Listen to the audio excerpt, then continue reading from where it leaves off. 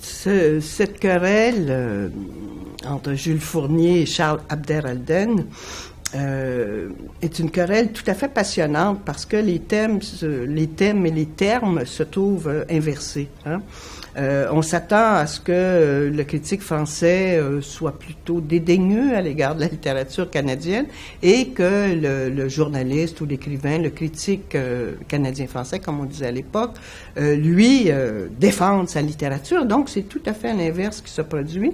Charles Abder-Alden, qui avait publié plusieurs articles dans des revues françaises, on peut dire que c'est des revues quand même de la France un peu coloniale, mais le regard de Charles Abder-Alden, c'est assez étonnant quand on relit aujourd'hui ses textes.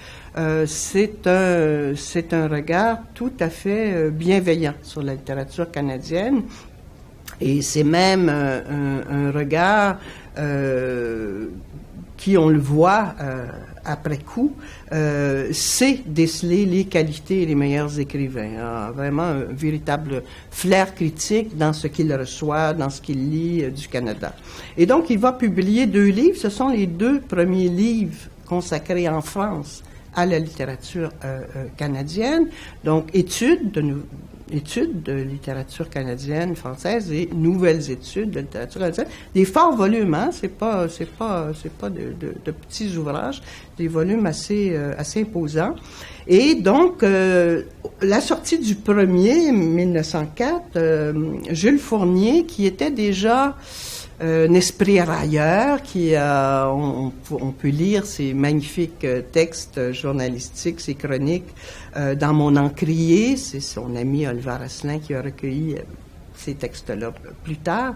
Un esprit tout à fait frondeur, magnifique, très francophile, et évidemment très, très francophile. Donc, écrit une lettre dans la revue canadienne à Charles Abder-Alden. C'est une lettre ouverte, au fond, en disant, vous savez, monsieur, vous parlez d'une littérature qui n'existe pas. Quelques hirondelles ne font pas le printemps, 2 ou 3 écrivains égarés sur les rives du Saint-Laurent ne font pas une littérature.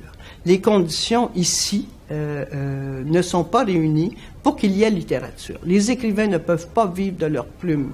Il n'y a pas de lecteur. Il n'y a pas de critique, une vraie critique littéraire qui puisse dialoguer avec les auteurs, les écrivains. Vous méprenez. Occupez-vous d'autre chose. Il n'y a pas de littérature canadienne ici. Vous êtes trop bon et vous êtes même aveugle à force d'être trop bon. Donc, Charles Abder-Alden réplique en disant non, je comprends votre humour, votre ironie, mais écoutez, il y a véritablement une littérature chez vous, il y a des écrivains intéressants et tout. Donc, ils vont, par un échange de quelques lettres, comme ça, dialoguer, et c'est intéressant parce que ce sont des lettres publiques, donc c'est destiné à animer le milieu, on comprend bien, pas le milieu français, hein, qui en France pouvait suivre ces débats-là, et c'était publié en revue ici. Donc, c'était pour faire bouger, évidemment, les élites culturelles, les élites politiques et les écrivains aussi, je crois, et le public,